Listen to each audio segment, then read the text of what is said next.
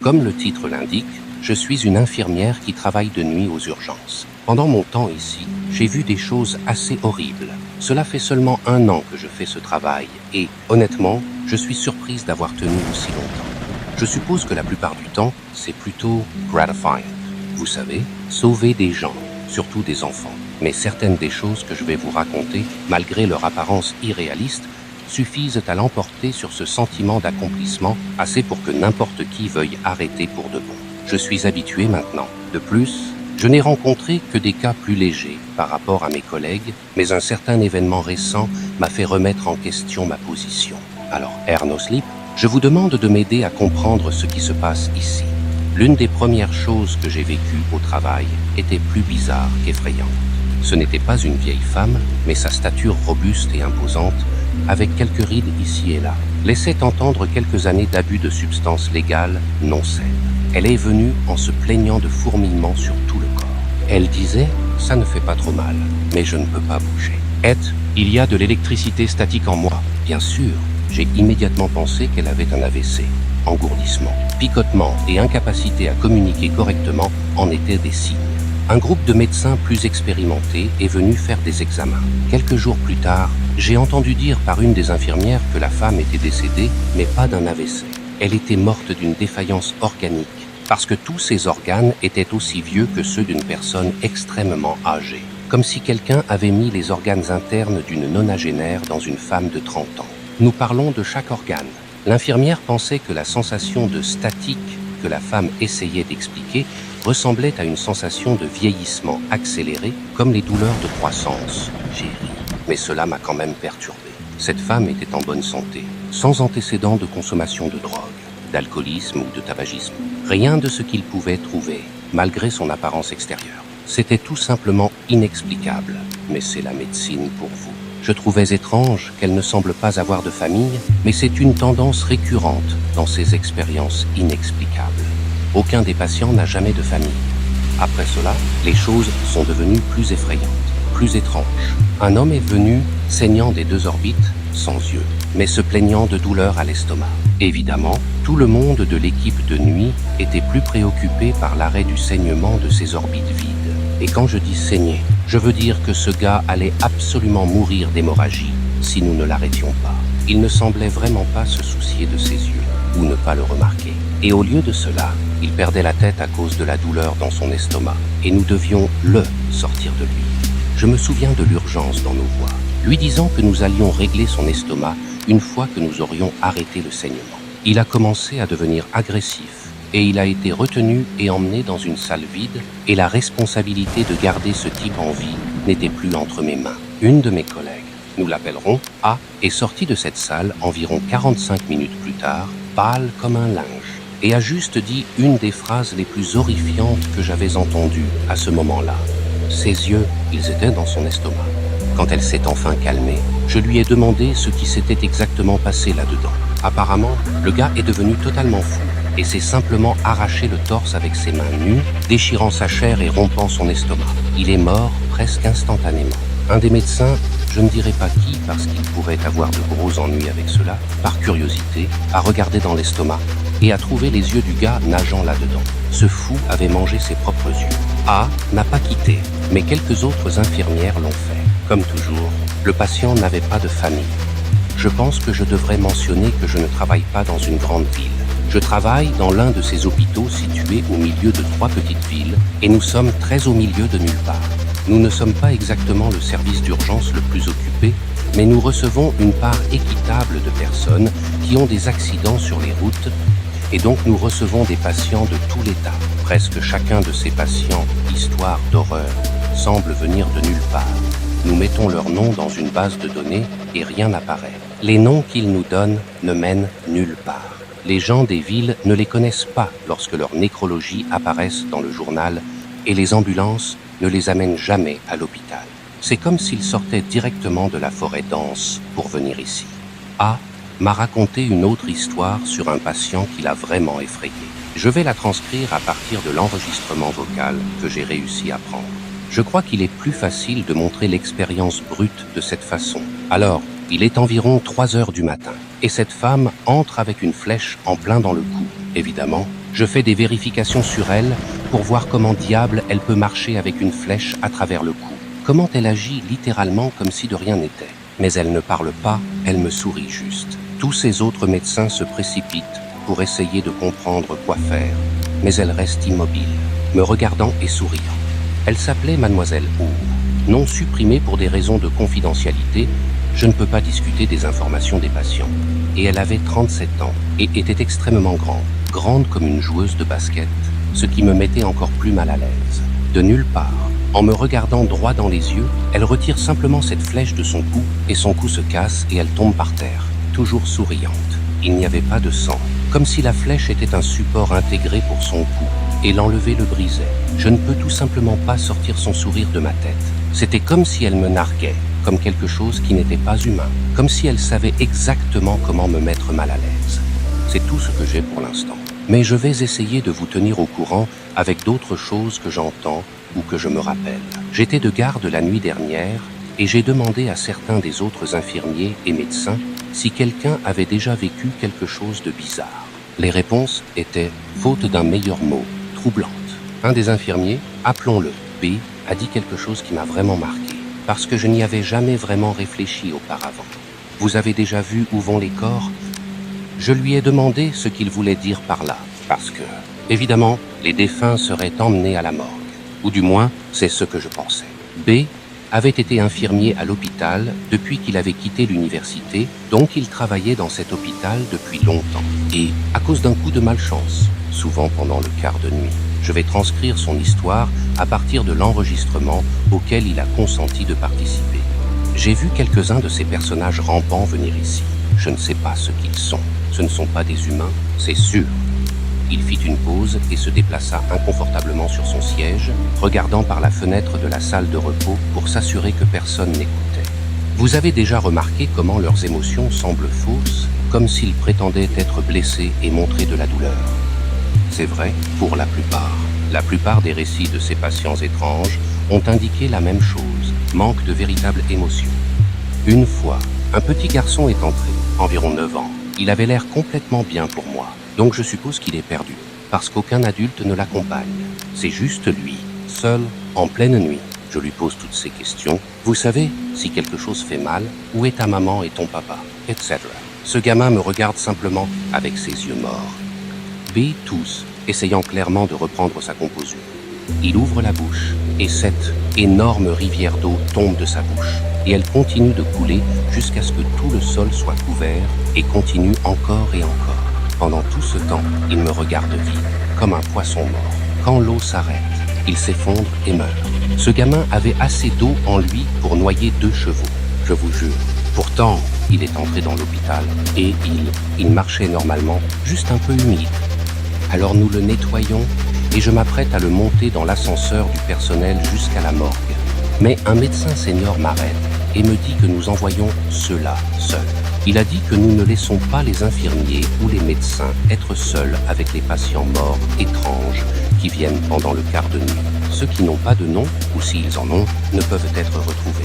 J'ai entendu dire que, apparemment, quand les thanatopracteurs ouvrent la porte de l'ascenseur, tout ce qu'ils trouvent est un lit vide. Si ce que B a dit est vrai, cela correspondrait à la théorie de A, selon laquelle ces patients ne sont pas humains. Mais cela soulève plus de questions qu'il n'y répond. Si le personnel de l'hôpital sait que ces choses ne sont pas humaines, pourquoi la plupart des nouveaux membres du personnel n'ont-ils aucune idée de ce qu'elles sont vraiment? Pourquoi personne ne nous a informés? Si le médecin senior dans l'histoire de B disait la vérité, on peut seulement supposer que quelque chose de terrible est arrivé à un membre du personnel qui était seul avec un des corps, mais pourquoi cela a-t-il été couvert? Et enfin, si les corps disparaissent avant d'arriver à la morgue, où vont-ils? B m'a parlé d'un médecin qui en sait beaucoup sur ses patients, mais il a pris sa retraite il y a quelques mois. J'ai réussi à obtenir son adresse e-mail de B, donc je fais de mon mieux pour organiser une interview de quelque sorte. Une autre infirmière, C, a entendu que je compilais ces histoires sur Reddit et a voulu ajouter la sienne dans le mélange, avec quelques informations supplémentaires aussi. Je vais transcrire l'histoire de son point de vue, de la même manière que j'ai fait jusqu'à présent. C'était ma première expérience avec les patients. C était une infirmière senior. avec des cheveux grisonnants tenus en un chignon. Ses doigts, minces et délicats, serraient son uniforme. Et je pouvais voir qu'elle avait la mauvaise habitude de se mordre la peau autour des ongles. De l'anxiété. Honnêtement, à l'époque, je pensais que ce serait ma dernière. J'aime trop ce travail cependant. Donc j'ai réussi à me reprendre en main et à continuer. Ce vieux bonhomme est arrivé et je vous le dis, cet homme avait l'air de 90 ans. Mais ce gars marchait comme s'il avait 20 ans. Complètement normal, mais dans ce ton monotone, il ne cessait de répéter « Je suis en train de mourir. Je suis malade. » Encore et encore. Je vérifie ses signes vitaux. Et il est complètement normal. Alors je commence à lui demander s'il prend des médicaments pour son esprit ou son état mental. Et s'il a oublié de les prendre, mais il continue de répéter cette phrase. Je perds patience et je lui dis qu'il est physiquement bien. Nous avons juste besoin de sa coopération pour comprendre son état mental et qu'une équipe de médecins plus expérimentés sera avec nous d'une minute à l'autre. Vous savez, enfant, j'ai travaillé avec beaucoup de patients âgés, donc je pense qu'il a une infection urinaire terrible. Mais non, il arrête finalement de parler et maintenant je peux vraiment le regarder et je réalise que ce gars n'a pas de paupières. Imaginez ça, ouvrez bien grand vos yeux et ça ne couvre pas vos yeux. C'est toute la paupière que vous avez. Ce vieil homme se lève soudainement et marche à reculons hors des portes de l'ER, sans jamais me quitter des yeux. Il marche juste droit dans la nuit. C'était démoniaque. Elle a poursuivi en me disant que tous ses patients semblaient ne venir qu'entre 1h100 et 3h30 du matin, d'après ce qu'elle avait entendu. Je peux confirmer que les autres rencontres ont eu lieu pendant la même période. Mais son histoire m'a rappelé une autre de mes rencontres. Une que je souhaitais ne pas avoir rappelée. C'était autour de Noël, l'une des périodes les plus occupées de l'année, avec le nombre de personnes qui essaient désespérément de rentrer chez elles pour retrouver leur famille. J'en étais à mon 5e café de la soirée, essayant de passer à travers un quart de travail ridiculement long, après une fête de la veille de Noël qui m'avait laissé plutôt en gueule de bois. Une vieille femme est entrée, mais contrairement aux patients âgés de C, la mienne marchait comme une vieille femme. Elle a dit qu'elle était tombée sur son genou et qu'elle avait beaucoup de mal à marcher et qu'elle avait très mal. Alors que quelques autres infirmières allaient chercher un fauteuil roulant pour elle, elle n'arrêtait pas de me demander si je pouvais l'accompagner aux toilettes. D'habitude, j'aurais emmené une vieille femme aux toilettes, mais quand cette vieille dame m'a souri gentiment, tous les poils de ma nuque se sont hérissés et j'ai ressenti une peur intense. Je ne voulais pas être seule avec cette dame. Alors je lui ai simplement dit que les autres infirmières la prendraient en charge une fois qu'elle serait dans son fauteuil roulant pour qu'elle n'ait pas à marcher. J'évitais son regard et, alors que je lui avais dit que je ne l'accompagnerais pas personnellement aux toilettes, j'ai ressenti une envie irrésistible de la regarder. Pendant une fraction de seconde, j'aurais juré que son visage ridé et âgé se tordait en l'expression la plus horrifique de colère. Vous savez ces images vraiment horribles dans SpongeBob, quand les personnages figent dans des expressions hyper réalistes et dégoûtantes? Eh bien, c'était comme ça. J'ai juste cette image imprimée dans mon esprit de ses grands yeux injectés de sang et de sa vieille bouche ridée tirée en une grimace incroyablement large, avec cette expression de haine et de colère dérangeante. Pourtant, dès que je l'ai enregistré, le visage de la gentille petite vieille dame était de retour. J'étais vraiment soulagé quand les autres membres du personnel infirmier sont venus s'occuper d'elle, car quelque chose n'allait pas avec cette petite vieille dame. À l'époque, je mettais ça sur le compte du café, mais maintenant, je n'en suis plus si sûr. A était l'une des infirmières qui aidait cette dame et elle était de service la nuit dernière. Alors je lui ai demandé ce qui s'était passé. Apparemment, la dame a été emmenée aux toilettes par A et une autre infirmière qui attendait dehors, mais après qu'elle n'ait pas répondu à A et à l'autre infirmière qui lui demandait si elle allait bien, elles ont ouvert la porte des toilettes et l'ont trouvée vide. Je suppose que son seul but cette nuit-là était de m'avoir seul avec elle, et je suis content qu'elle n'en ait jamais eu l'occasion. Je vais essayer de vous donner d'autres nouvelles bientôt. Heureusement, j'ai une autre garde de nuit ce soir, donc je vise demain. J'ai besoin de trouver des réponses. Salut tout le monde, désolé pour cette mise à jour tardive. Mais j'ai tellement d'informations que j'ai recueillies au cours des dernières semaines que je dois partager, alors c'est parti. Tout d'abord, je devrais mentionner qu'un des médecins seniors m'a coincé pendant ma pause il y a quelques semaines pour me dire de ne pas m'impliquer dans ce qui se passe. Je ne sais pas comment il le sait, donc il semble que je vais devoir être plus prudent avec mes mises à jour. Clairement, il sait quelque chose. Et donc mes pensées, selon lesquelles il se passe quelque chose de sérieusement tordu et corrompu, ici, se sentent plus que validées. Je vais répondre à un commentaire posté sur ma précédente mise à jour. U. Tuterman se demandait si des hôpitaux voisins connaissaient le même phénomène. Alors mon collègue, C, a contacté un de ses amis qui travaillait dans un hôpital dans une autre ville pour demander s'ils avaient vécu quelque chose d'étrange concernant les patients admis entre 1h et 3h30 du matin. Il savait exactement de quoi nous parlions et il connaissait quelques autres hôpitaux dans l'État vivant des choses similaires. Donc, nous pouvons supposer que c'est au moins une chose zonale, sinon à l'échelle de l'État. L'ami de C nous a également donné des histoires de leur hôpital qui sont vraiment bizarres. Je vais raconter l'histoire comme nous l'avons entendue de leur perspective. Donc, ma première rencontre avec ces choses a eu lieu l'année dernière, autour de la fête de l'indépendance. Quand une petite fille est entrée, elle devait avoir environ 8 ou 9 ans. Quoi qu'il en soit, elle est la chose la plus mignonne que vous ayez jamais vue, comme bizarrement ridiculement mignonne. Comme, imaginez de grands yeux marrons typiques, de longs cils, des joues roses. Vous voyez le genre, presque trop mignonne. Je trouve ça bizarre qu'elle soit seule à 2h du matin. Alors je lui demande si elle est perdue, si elle a besoin de sa maman, etc. Elle me sourit gentiment, sans dire un mot. Je me tourne pour attraper un morceau de papier pour qu'elle écrive dessus, au cas où elle ne parlerait pas anglais ou autre. Et pendant ce temps, j'entends ce bruit de craquement écœurant, suivi de ce bruit horrible de bouillie. Ça ressemblait à un animal sauvage mâchant une carcasse. Je me retourne immédiatement, et cette fille a ce grand sourire étiré, révélant des dents énormes et acérées qui ne devraient pas pouvoir tenir dans sa bouche. Sa bouche ouverte puait la viande en décomposition, et ses yeux marrons étaient rouges. Toujours marron, mais plus rouge, plus foncé. Elle grogne ensuite profondément, se met à 4 pattes comme un chien enragé et s'enfuit par l'entrée. C'était assez horrible à l'époque, mais en y repensant, c'est juste bizarre. J'ai blâmé ça sur mes yeux, qui me jouaient des tours jusqu'à ce que j'entende ce qui était arrivé à d'autres infirmières et médecins de l'aide. J'ai appelé les services de protection de l'enfance, mais je n'ai jamais eu de nom, donc je ne pouvais que décrire une enfant sauvage qui pourrait être en danger ou fugitive. L'ami de C s'est arrêté pendant un long moment avant de dire finalement ceci. Tu sais qu'il n'y a rien que nous puissions faire pour les arrêter. Je l'ai pressée de m'expliquer ce qu'elle voulait dire par là. Elle a continué. Ils savent comment nous effrayer. Ils savent ce qui touche profondément chacun d'entre nous. La deuxième fois que j'ai rencontré l'une de ces choses, c'était environ 5 mois plus tard.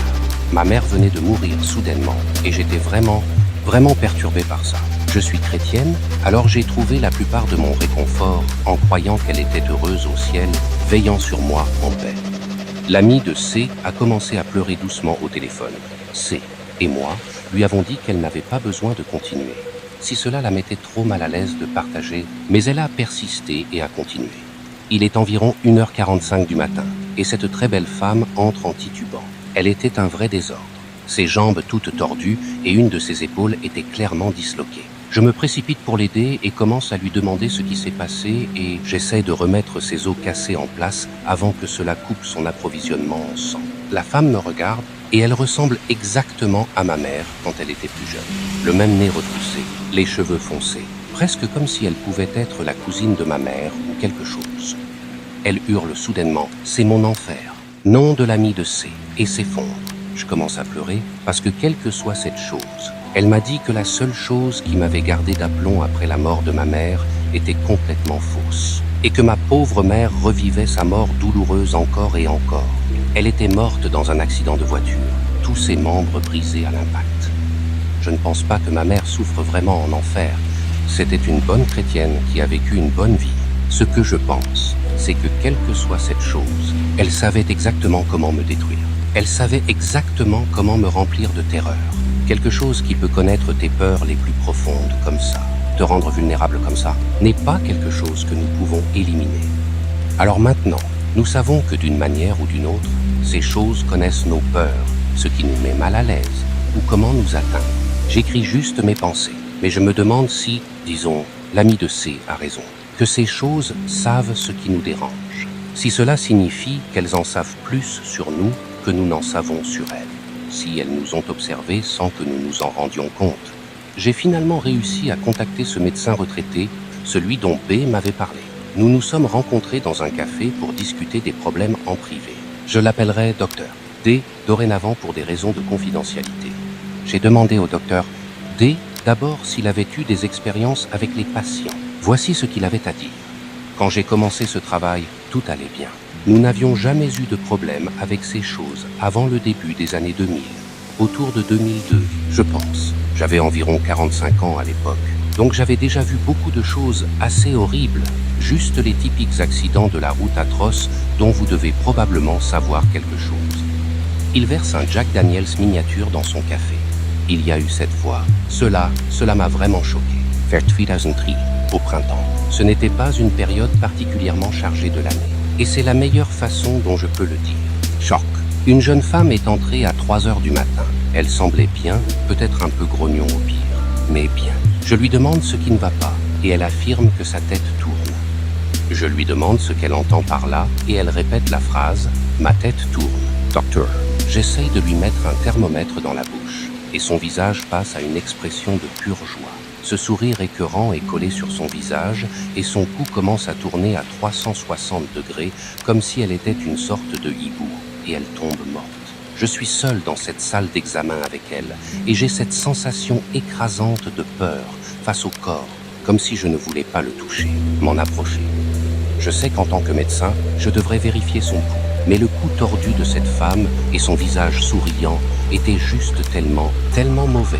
Je suis resté figé jusqu'à ce que ce sentiment primal de peur devienne trop écrasant, et je suis sorti en courant de la pièce, claquant la porte derrière moi, et je vous jure, quelle que soit cette chose, je pouvais l'entendre gratter à la poignée de la porte. J'ai appelé d'autres médecins, leur ai dit ce qui s'était passé. Ils ne m'ont pas cru et m'ont réprimandé pour avoir laissé un patient et ne pas avoir appelé quelqu'un. Mais quand nous avons ouvert la porte, elle n'était pas là. Il était environ 4 heures à ce moment-là, et en cherchant cette femme, nous avons entendu les portes d'entrée s'ouvrir et se fermer, ce qui signifie que quoi que ce soit était en train de rentrer chez lui. Après cela, le phénomène a pris de l'ampleur. Les médecins et les infirmières de nuit racontaient ces histoires folles de patients inhumains, des choses qui terrifiaient le personnel assez malchanceux pour travailler de 1h100 à 3h30 du matin. Et puis, l'attaque s'est produite. Vous vous demandez peut-être pourquoi nous ne laissons jamais personne seul avec ces choses, même sur le chemin de la morgue. C'était plus une affirmation qu'une question. Alors j'ai simplement hoché la tête. Il y avait cette infirmière, non changée pour des raisons d'anonymat, une fille super gentille, qui se souciait beaucoup des patients. Eh bien, ce garçon adolescent est entré, son bras plié à un angle anormal. L'a emmené dans une salle pour réparer son bras et a envoyé les autres infirmières chercher une attelle et des bandages. Ils n'ont été seuls que quelques minutes. Il avait du mal à terminer son histoire. Il était devenu d'un jaune pâle. Je lui ai demandé en quelle année cela s'était passé, et il a secoué la tête. Il a finalement parlé à nouveau. 2007. La prochaine chose que j'entends est ce cri guttural venant de la pièce, alors je cours vers elle. Est allongé sur le sol, une masse sanglante et mutilée. Ses os avaient été brisés et percèrent sa peau, et sa mâchoire inférieure avait été arrachée et était coincée dans son œil. Elle a été laissée seule pendant quelques minutes, juste quelques minutes. La fenêtre de la pièce était ouverte, une petite chose carrée en haut au milieu du mur. Elle s'était échappée. J'ai couru dehors pour voir où elle était allée, si elle était partie.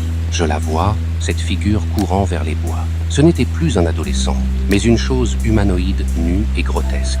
J'ai couru après elle, en criant. J'étais tellement en colère. Elle est arrivée au bord de la forêt et s'est retournée pour me regarder. Elle avait ses énormes yeux vitreux et injectés de sang avec des pupilles noires comme des épingles. Elle avait une large bouche sans lèvres, étirée sur des dents dentelées. Elle était grande, avec de longs bras qui atteignaient ses genoux et une peau pâle et huileuse. C'était horrifiant.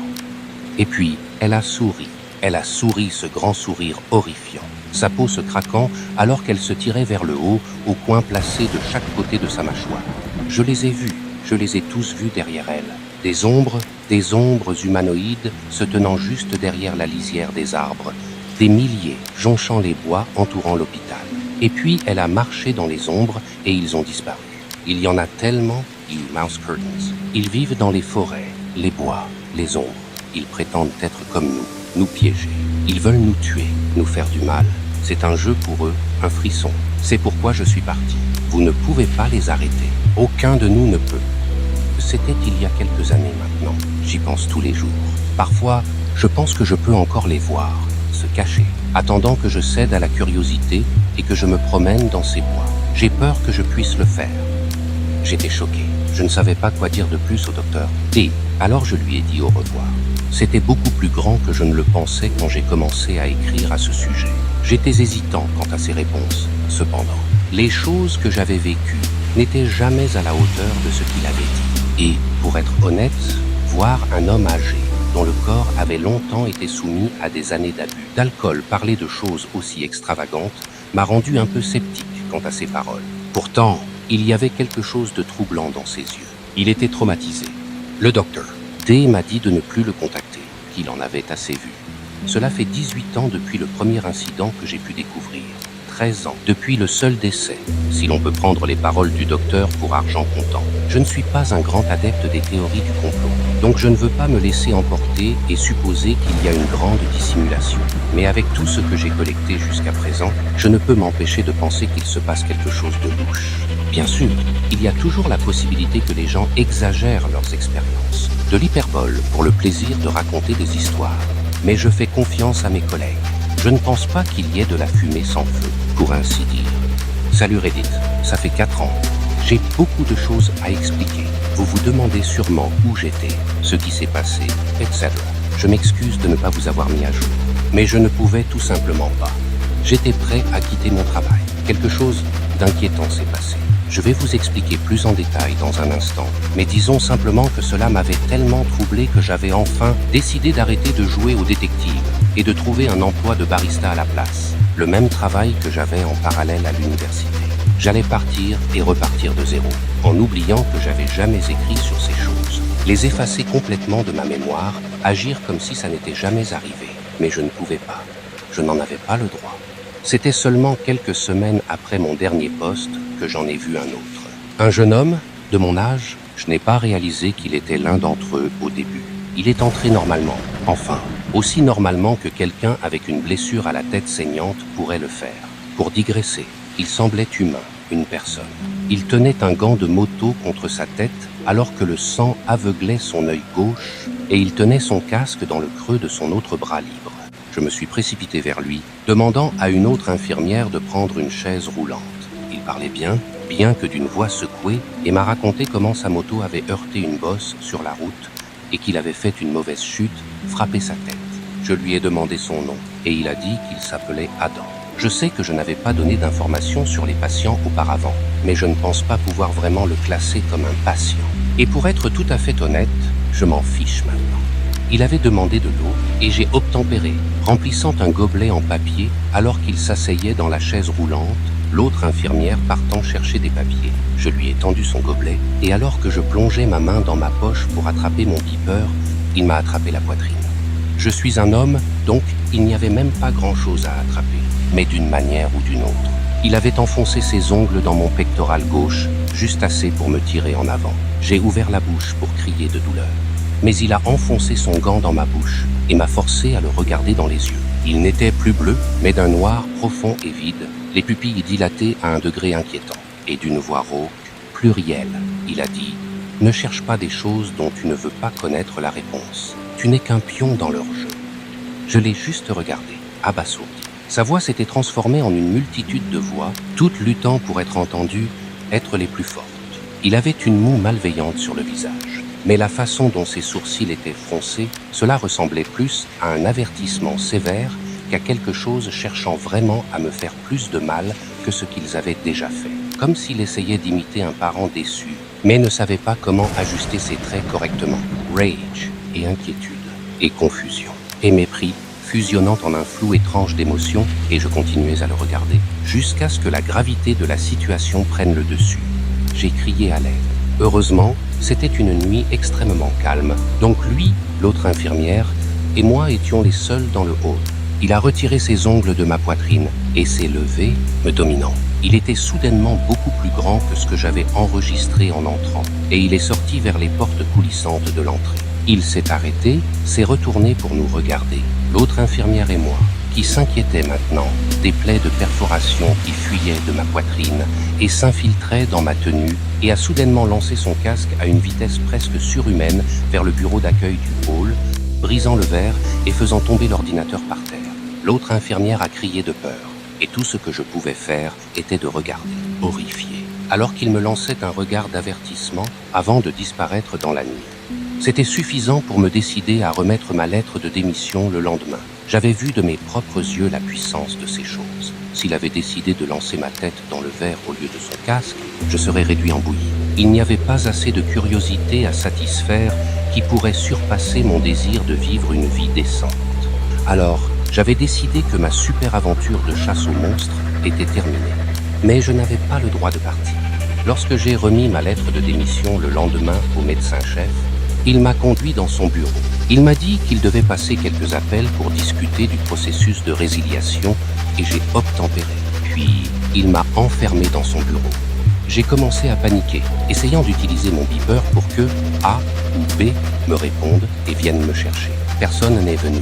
Ensuite, un groupe de personnes en tenue d'hôpital, en costume et en vêtements élégants est revenu. Je ne reconnaissais personne, même ceux habillés en tenue de chirurgie. Ils me regardaient tous, stoïques et immobiles, jusqu'à ce qu'une petite femme corpulente s'avance, souriant perchement. Elle était bien plus âgée que moi, mais pas trop vieille. Environ 50 ans, peut-être fin 40, si ma mémoire est correcte. Elle avait les cheveux blonds étroitement bouclés, et si elle ne souriait pas, j'imagine que de lourds cernes violets sous ses yeux seraient présents. Malgré le maquillage épais qu'elle portait, elle s'est assise devant moi, toujours souriante, et a posé ses deux coudes sur le bureau, ses mains entrelacées sous son menton. « Hey, you mouse curtains, c'est ça? Désolé si cela semble décousu. Je ne veux pas donner mes informations personnelles. Mon nom est X. Vous semblez plutôt inquiet? Je vous assure qu'il n'y a rien à craindre. » Je ne pense pas avoir répondu. Je me souviens juste d'avoir regardé tout le monde sauf elle. Et comment ils me fixaient tous? Immobiles. « J'entends que vous demandez à démissionner, dit-elle en souriant, essayant de paraître chaleureuse. Mais le silence pesant dans la pièce rendait ses efforts vains. Elle soupira, puis agita la main derrière elle, et les autres dans la pièce partirent, bien que de manière hésitante. Je pouvais encore les voir jeter des coups d'œil à travers la vitre même après leur départ. « Je crains que vous ne puissiez pas. » J'ai demandé ce qu'elle voulait dire. Sûrement, personne ne peut être forcé de garder un emploi. J'avais tort. Elle a sorti une mallette en cuir sur la table à côté d'elle, l'ouvrant doucement comme si le moindre bruit fort me ferait trembler comme un agneau. Elle semblait plus préparée à ma réaction que je ne l'étais, et elle semblait aussi comprendre mieux ma réaction, comme si elle avait déjà fait cela plusieurs fois auparavant. Elle a délicatement sorti un dossier marron et me l'a remis sans dire un mot. Je l'ai ouvert, puis refermé immédiatement. C'était une évaluation de santé mentale falsifiée, avec une lettre de recommandation pour une institution psychiatrique. Je regardais cela avec horreur, la bouche grande ouverte, dans un état d'incrédulité totale. Elle continuait de sourire, une fausse sympathie affichée sur son visage. J'ai commencé à me demander pourquoi, puis j'ai lutté pour promettre que je garderais le silence, que je resterais silencieux pour toujours. Elle a secoué la tête. Si vous étiez à notre place, vous feriez la même chose. Il est impératif que nous gardions tout ce qui s'est passé ici secret. Elle abandonna ses fausses sympathies pour une approche plus directe, me regardant sévèrement dans les yeux. Nous avons été informés de certaines publications en ligne. Je sentais mes mains transpirer, mais j'avais toujours été doué pour mentir. Avoir grandi avec des parents stricts m'avait aidé à cela. Ne pas trop réagir, cela trahit. Ne pas essayer d'être trop nonchalant. Alors, au lieu de cela, je continuais simplement à être aussi perplexe par la situation qu'auparavant, ce qui n'était pas entièrement difficile après avoir été menacé de ce qui équivalait pratiquement à un emprisonnement psychiatrique. Elle semblait faire l'hypothèse que ce n'était pas moi qui avais publié en ligne, comme ce sourire se redessina sur ses lèvres. L'hôpital mettra en place plus de procédures pour s'assurer que vous vous sentiez en sécurité ici. Mais nous ne pouvons pas vous permettre de quitter votre travail. Nous ne pouvons pas discuter davantage de la question avec vous, mais nous espérons vraiment que vous nous donnerez votre entière coopération. Sommes-nous d'accord sur ce point? Demanda-t-elle, son doigt dodu tapotant négligemment sur le dossier devant moi. Un rappel subtil de ce qui se passerait si je refusais de coopérer. Alors j'ai obtempéré. C'est pourquoi je n'ai pas publié depuis si longtemps. je ne voulais pas rester là-bas, continuer à vivre ce que ces choses étaient, surtout après avoir vu le pouvoir immense dont elles étaient capables. Mais malgré tout, je n'ai pas pu m'empêcher d'écrire certaines de mes expériences, ainsi que celles de mes collègues, dans mon journal intime que je gardais caché sous mon matelas dans ma chambre. Je pense que je devrais mentionner que je n'étais pas le seul à avoir vécu une épreuve similaire avec X et ses personnes. J'ai chuchoté à A autour d'un café si elle avait été visitée par la famille. Elle semblait comprendre ce que je voulais dire et a lentement acquiescé. Cela lui avait aussi causé des nuits blanches. B était dans le même état, devenant de plus en plus amaigri chaque jour qui passait. C a quitté l'hôpital. Apparemment, sa mère était tombée malade et avait besoin de soins. Je doute beaucoup de la véracité de cela, car je n'ai plus eu de contact avec elle depuis. Son numéro était hors service dès que j'ai entendu la nouvelle. Je suppose que la curiosité morbide doit vous titiller à présent, donc je vais vous satisfaire. Pendant la pandémie de Covid, les choses étaient plutôt calmes concernant ces choses. Les urgences étaient remplies pendant la journée, et la plupart des soirées par ceux qui avaient désespérément besoin de ventilateurs. Donc, nous ne faisions face qu'aux horreurs des maladies réelles et à la peur d'attraper la maladie nous-mêmes. Le stress et l'anxiété étaient au premier plan de nos esprits et l'épuisement affectait nos corps. Mais la partie la plus éprouvante de toute la pandémie était que chaque fois qu'ils entraient, nous ne pouvions même pas nous donner la peine de réagir. Ils ne venaient que lorsque les urgences étaient vides et que nous attendions de nouveaux patients Covid à prendre en charge. Les voir faire de leur mieux pour nous perturber était presque comique. Après avoir vu tant de membres de notre personnel et de patients succomber au virus. Nous étions tous tellement fatigués de voir des gens mourir du Covid que si l'un d'entre eux entrait en secouant leurs membres et feignant la douleur de faux accidents, nous les regardions simplement, en attendant qu'ils partent. Parfois, ils faisaient beaucoup de bruit, hurlant et cassant des choses de manière inhumaine. Parfois, ils sortaient simplement et partaient. Et à mesure que la pandémie persistait, leurs apparitions diminuaient de plus en plus. Rien à ce moment-là ne pouvait plus me perturber que de voir notre cher concierge, G, succomber à la maladie, incapable d'être entouré par sa famille ou ses amis, alors que B devait parler en espagnol sur FaceTime pour expliquer à sa famille que nous allions le débrancher et leur dire leurs prières et leurs adieux. C'était la période la plus difficile que j'ai jamais connue en tant qu'infirmière. Mais la chose la plus étrange était que j'étais presque reconnaissante envers ces monstres, pour au moins nous permettre de pleurer en paix. Dès que le confinement a été levé et que les choses ont commencé à retrouver leur normalité, ils sont revenus. Je n'étais pas là pour le premier incident. Vers octobre 2021, une infirmière que je n'avais pas rencontrée auparavant, R, qui avait rejoint l'hôpital en tant qu'infirmière junior directement après ses études pour aider pendant la pandémie, travaillait aux côtés de A. Un adolescent était entré aux urgences, parlant ce que A a reconnu comme du coréen. Il pointait constamment dehors, criant de désespoir, agrippant leurs poignets pour les entraîner dehors. Il était hystérique. Et F s'est immédiatement précipité pour l'aider à le suivre dehors. Mais A a retenu F, essayant de lui faire comprendre du regard qu'elle ne devrait pas le suivre. F n'était pas au courant de ces choses, ayant rejoint l'hôpital lorsque leurs apparitions étaient rares. Le garçon pleurait, tombant à genoux, dans une scène vraiment dramatique. F est une personne compatissante, mais elle est beaucoup moins naïve aujourd'hui qu'à l'époque.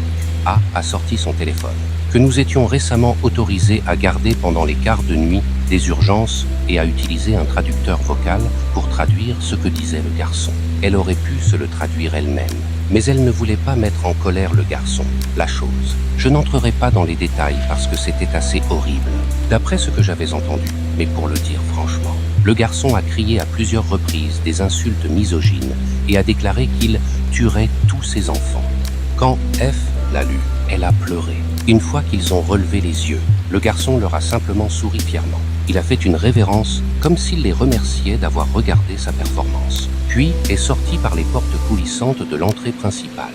A m'avait chuchoté pendant une pause cigarette qu'apparemment F avait grandi avec un beau-père abusif pendant quelques années qui maltraitait sa mère quand il buvait. Je suppose que lire ce que le garçon avait dit a dû déclencher quelque chose en elle. Ma prochaine expérience est survenue peu après. J'étais seul à l'accueil, en train de remplir des tâches administratives sur l'ordinateur. B était aux toilettes. Je n'ai pas entendu les portes coulisser ou quoi que ce soit. Mais un tapotement lent sur la vitre entre moi et la salle d'attente m'a alerté de sa présence. J'ai regardé vers l'avant jusqu'à ce que je remarque un petit visage me regardant depuis juste au-dessus du bureau. Un enfant. J'ai vérifié l'heure et le fait que la salle d'attente était vide. Et j'ai réalisé une de ces choses-là. C'était un petit enfant chauve. Je n'avais aucun moyen de déterminer son sexe, mais c'était le moindre de mes soucis. Il avait un très gros kyste au sommet de la tête. Il me regardait avec impatience, comme s'il attendait que je roucoule dessus. Je savais de quoi il s'agissait. Alors, pour la première fois de ma vie, j'ai ignoré un patient, choisissant de siroter mon café et de continuer mon travail. Cela ne lui plaisait visiblement pas, car il commença à frapper de petites mains contre la vitre, laissant des traces grasses dans leur sillage. J'ai continué à le regarder à travers mon périphérique, mais son visage froissé et en colère m'a fait ricaner. C'était comme un petit gobelin en colère, et mon état d'épuisement ne pouvait tout simplement pas le prendre au sérieux. C'était une grave erreur. Il hurla et tomba au sol, se tordant d'agonie. Je me suis arrêté. Je ne pouvais plus le voir au-dessus du bureau, et j'étais coincé entre vérifier pour le regarder ou continuer à me concentrer entièrement sur l'ordinateur. Après quelques minutes de silence, une grande main charnue frappa le verre, essuyant du pus et du sang partout sur l'écran. J'ai sauté et j'ai décidé que je devais regarder. Ce qui restait du petit enfant était un désordre de peau et de chair froissée, un œil sortant de son orbite sous la pression exercée par la poussée d'un grand bras musclé de son cuir chevelu, là où se trouvait autrefois le kyste. La langue de l'enfant sortit de sa bouche et l'œil restant s'assombrit, tandis que la grande main continuait de frapper contre la vitre. C'était horrible, et j'ai commencé à avoir des hauts le cœur, déployant le contenu de mon estomac dans la corbeille à papier à côté de moi. Les gifles se sont arrêtées et j'ai levé les yeux pour voir rien. Un bruit lent et humide de claquements a rebondi dans la pièce et j'ai levé les yeux en tremblant, par-dessus mon bureau, pour voir la main se sortir des urgences, traînant derrière elle le corps froissé de l'enfant, toujours attaché à la chair éclatée, au sommet de la tête de l'enfant. Quand B est revenu de la salle de bain et avec plus de café, il n'a pas pris la peine de me demander ce qui s'était passé. Il a juste ramassé la serpillière et le seau et a nettoyé. B ne m'a jamais posé de questions à ce sujet par la suite. De toute évidence, mon visage vert lui en avait assez dit. Fin 2022, je lui ai rendu l'appareil, mais à la place, il m'a raconté son expérience. J'étais sorti pour une pause cigarette, dans la zone fumeur autour du bâtiment, pas près de l'entrée des urgences, pour des raisons de patients. Et je parcourais tranquillement Twitter, les écouteurs branchés. Il y avait une autre infirmière, H, parmi le personnel, donc je ne me sentais pas mal de le laisser seul. Quand je suis retourné dans la salle d'attente des urgences, j'ai vu H consoler B, alors qu'il sanglotait dans une serviette rouge. J'ai acheté un appareil d'enregistrement audio sur Amazon, car j'avais trop peur pour utiliser mon téléphone pour enregistrer des conversations. J'ai retranscrit ce qu'il m'a dit. Ce n'est pas juste. Pourquoi nous font-ils ça? Hein? Il sanglote. Tamika était mon amie. Pourquoi doivent-ils me rappeler d'elle? Je lui ai demandé ce qu'il voulait dire. Je lui ai dit que je ne pensais pas que c'était bien de l'enregistrer dans cet état. Non, enregistre-moi. J'en ai marre de devoir prétendre que nous ne sommes pas ciblés par eux. Il stabilise sa respiration. H lui passe un verre d'eau qu'il avale. Elle est entrée, une femme d'une vingtaine d'années. Elle ressemblait à Tamika, mais je savais que ce n'était pas elle, juste quelqu'un qui me faisait penser à elle. J'ai vérifié l'heure et je savais ce qui allait se passer. Je le savais et je me sentais préparé. Je ne l'étais pas. Elle ne s'est pas plainte et n'a pas dit qu'elle se sentait mal. J'ai fait ce que je fais. Tu sais, j'ai souri et lui ai demandé ce qui n'allait pas. Quel était son nom? Ils ne réagissent jamais trop mal avec moi, surtout quand je suis gentil. Elle n'a rien dit, se contentant de secouer la tête, comme si j'avais fait quelque chose de mal. Elle m'a tendu ça. Il secoue la serviette avant de pleurer à nouveau. Je lui dis qu'on peut arrêter encore une fois, mais il veut continuer. Il pleure, mais il est plus en colère que bouleversé. Tamika avait un cancer, une étudiante en soins infirmiers atteinte d'un cancer.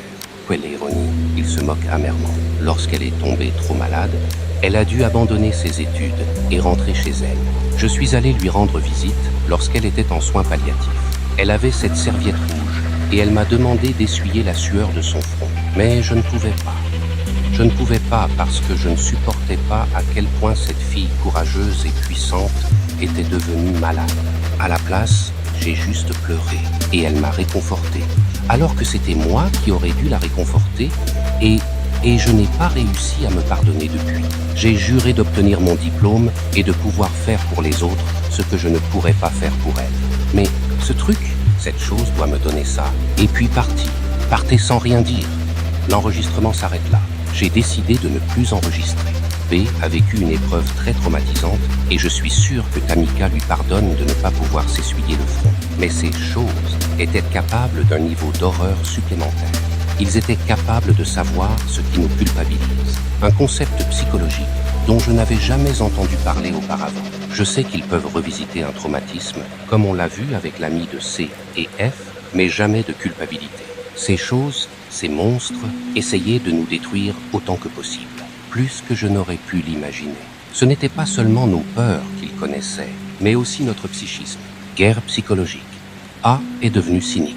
En fait, j'ai apprécié notre temps passé ensemble pendant l'équipe de nuit, car elle a vraiment commencé à ne plus s'en soucier.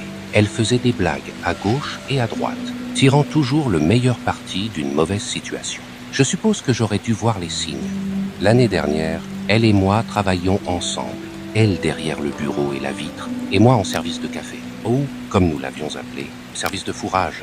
Être derrière la vitre signifiait la sécurité, même si ces choses se rapprochaient. Seul Adam avait failli prendre la peine de la briser, de sorte que quiconque ne se trouvait pas derrière la vitre avait plus de chances d'être pris pour cible. Un vieil homme entra, son déambulateur le tenant à peine debout. Il a regardé autour de lui, m'a vu et a commencé à demander un homme blanc à la place. Il s'est dirigé péniblement vers A, lui demandant si elle demanderait gentiment à un homme blanc de venir l'aider à la place. J'ai haussé les épaules et elle a simplement ri en désignant l'heure. Sour Stew. Assez tôt pour l'un d'entre eux, mais ce n'est pas rare. Il a commencé à être furieux de notre licenciement et, ayant appris la leçon en les ignorant, je me suis approché en lui disant que nous étions les seuls disponibles pour prendre soin de lui. Il fronça les sourcils et secoua la tête, disant qu'il ne laisserait jamais une femme, surtout pas une coréenne, au insuti racial, prendre soin de lui. A ri et s'est tourné vers moi en souriant. Ça ressemble à mon putain de grand-père raciste. Nous en avons ri en roulant des yeux, mais j'ai continué à observer le vieil homme. Je savais que je ne pouvais pas complètement baisser ma garde, mais le commentaire de A m'a chatouillé. Là où nous sommes, au milieu de nulle part, j'ai été confronté à pas mal de racisme, mais principalement de la part de quelques oubliés qui n'avaient jamais décidé de quitter la ville entièrement blanche dans laquelle ils vivaient. Au lieu de cela, alimentant leur esprit fermé, avec des conneries sur Facebook qui leur disent qu'Oussama Ben Laden est peut-être encore en vie, et tout autre jargon. A s'arrêta de rire assez vite, lorsqu'elle vit le vieil homme traîner les pieds. Je me suis approché de lui, et je l'ai vu saisir le devant de son pantalon, extrêmement inapproprié. Sa voix était basse, rauquée, et il prononçait des paroles déchirantes. Je parie que ton grand-père avait toujours raison. Il s'est arrêté brusquement une fois que A l'a regardé avec dégoût. Il prit la main qui était contre son pantalon et tapota l'écran. Cela ressemblait à du code morse, mais je n'avais aucun moyen de le traduire. A lui a crié d'arrêter de faire ce qu'il faisait et de partir maintenant. L'homme partit lentement, en tremblant sur son déambulateur, avant de se retourner et de dire « Ce sont les Coréens qui criaient le mieux. Vous savez, ton vrai grand-père veut que tu le saches. » A le regarda, une pure fureur sur le visage. Et puis, elle s'est effondrée. Elle ne voulait pas en parler, mais je le savais. Elle m'avait déjà dit que sa grand-mère était une femme de réconfort et que si elle avait pu survivre à cela, A pourrait gérer cela. Mais A ne pouvait pas. Et le lundi bleu, cette année, elle a sauté du toit de l'hôpital jusqu'à sa mort. Je ne travaillais pas ce jour-là. Mais d'après ce que H et F m'ont dit, elle semblait en paix avant de mourir. Elle avait préparé son repas préféré pour le déjeuner et le partageait avec autant de collègues que possible. Ensuite, elle a bu la majeure partie d'une bouteille de vodka, a enlevé ses chaussures et a sauté du bâtiment. Nous avons été autorisés à aller à ses funérailles, prendre un congé. C'était triste de voir son visage souriant sur le portrait du sanctuaire qu'ils avaient réalisé. Je ne me souvenais pas de la dernière fois où j'avais vu son visage aussi plein de vie, comme sur la photo. Vous vous demandez peut-être ce qui m'a poussé à revenir sur Reddit, après tout ce temps. Pourquoi j'ai décidé que la peur d'aller dans un service psychiatrique pour le reste de ma vie est éliminée par le désir de partager mon histoire. Eh bien, je suis actuellement dans l'ascenseur de la mort, avec l'un d'eux. Ce soir, je travaillais de nuit. C'était juste moi et F. Elle avait demandé à se pardonner un peu et j'ai accepté. Mon enthousiasme pour la vie n'était plus aussi prédominant. Il ne me faisait plus peur. J'étais plus qu'engourdi. Et puis, G est entré. Au cas où vous l'auriez oublié, G était notre concierge, décédé des suites de complications de Covid pendant la pandémie. C'était un plaisir de travailler avec lui. Il faisait toujours des blagues et nous montrait des photos de ses petits-enfants qui vivaient hors de l'État. Et pourtant, il était là, marchant vers moi avec le même sourire chaleureux sur le visage. Une canine dorée qui me rendait son regard. J'ai pleuré. Je n'ai pas peur de l'admettre et je l'ai serré dans mes bras. La chose défilant comme G. Je l'ai serré dans mes bras, Louis, et il lui rendit son étreinte. Il m'a tapoté le dos et m'a dit qu'il savait. Je ne savais pas ce qu'il voulait dire, mais la chose lui a attrapé la mâchoire et lui a cassé le cou. Même si son corps s'est effondré sur le sol, comme l'aurait fait un humain mort, il m'a fait un clin d'œil, toujours le même sourire chaleureux que G, et a pointé un doigt vers la civière, puis vers l'ascenseur. Je sais que j'ai l'air stupide, mais je ne me sentais pas menacé. Alors je l'ai mis sur la civière. J'ai recouvert son corps d'un drap, désolé. Son corps est maintenant. J'écris ceci, me demandant si je dois appuyer sur le bouton de l'ascenseur.